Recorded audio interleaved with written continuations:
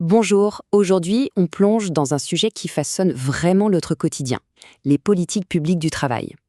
C'est un domaine fascinant qui nous permet de comprendre les règles du jeu du monde professionnel, de ce qu'on gagne à la sécurité de notre emploi. Et ça nous amène directement à la grande question, celle qui est au cœur de tous les débats. Le marché du travail, est-ce qu'il devrait fonctionner tout seul sans aucune intervention? C'est vraiment le point de départ de toute notre discussion. Alors, voilà notre feuille de route pour décortiquer ce sujet. On va commencer par la fameuse théorie de la main invisible du marché. Ensuite, on ouvrira ensemble la boîte à outils du gouvernement. Après ça, on regardera de plus près les actions sur l'emploi, puis sur les salaires, avant de terminer sur le grand exercice d'équilibrage que tout ça représente.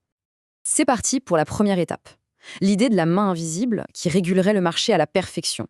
C'est une théorie économique très influente. Mais la question, c'est comment est-ce que ça tient la route face à la réalité du terrain? D'abord, mettons-nous d'accord sur ce dont on parle. Le marché du travail, qu'est-ce que c'est, au fond? C'est tout simplement le système où l'offre de travail, c'est-à-dire les salariés, rencontre la demande de travail des employeurs. En théorie, les salaires s'ajustent comme par magie en fonction de cette offre et de cette demande. Et c'est là que ça devient intéressant. Le modèle théorique parfait, il part du principe que tout le monde a la même information, un pouvoir de négociation égal et qu'on peut changer d'emploi sans aucune difficulté. Sauf que dans la vraie vie, c'est une autre histoire. On a des asymétries d'information, des rapports de force qui sont tous sauf égaux et plein de freins à la mobilité. On voit bien que la fameuse main invisible a parfois besoin d'un petit coup de pouce. Alors comment les gouvernements interviennent-ils? En fait, on peut imaginer l'ensemble de leur politique comme une grande boîte à outils, spécialement conçue pour essayer de corriger les imperfections du marché. Cette citation, elle résume parfaitement l'idée. Il ne s'agit pas forcément d'ingérence, mais plutôt d'un ensemble d'instruments.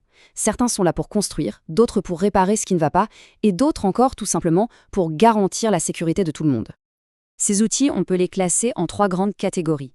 D'abord, la réglementation directe. Là, on fixe les règles du jeu, comme les normes de sécurité sur le lieu de travail. Ensuite, il y a les incitations financières, par exemple des subventions pour encourager les entreprises à embaucher. Et enfin, le soutien direct, qui est un peu le filet de sécurité, avec notamment les allocations chômage. Voyons maintenant comment ces outils sont utilisés dans un domaine absolument crucial, l'emploi. Ici, l'objectif principal, c'est de permettre au plus grand nombre de personnes de participer au marché du travail. L'enjeu est double en réalité. Il faut d'une part créer des conditions favorables à l'emploi, et d'autre part, il faut être capable d'apporter un soutien à celles et ceux qui traversent une période sans travail. Concrètement, qu'est-ce que ça donne?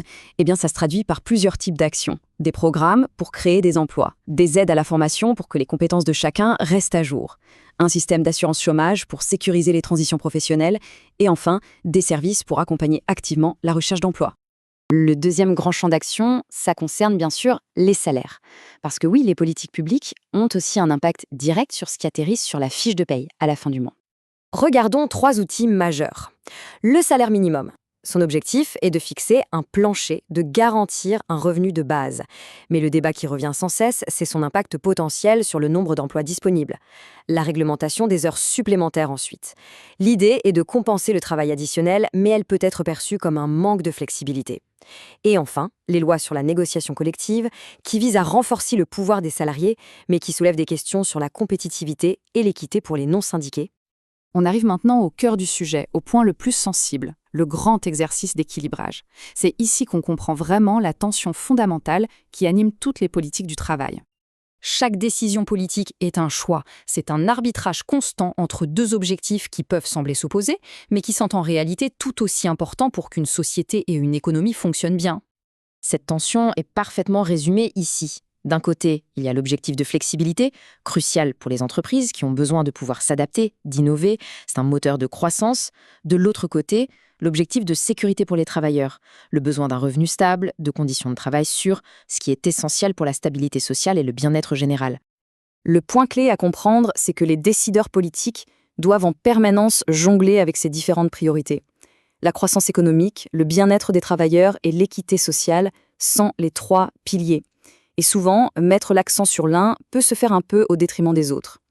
Tout l'art est de trouver le bon dosage. En fin de compte, toute politique du travail est un choix de société. Il n'y a pas de réponse unique ou facile. La question qui reste toujours ouverte, c'est donc quel est le juste équilibre à trouver pour construire à la fois une économie saine et une société juste. C'est sur cette grande réflexion que se termine notre analyse d'aujourd'hui.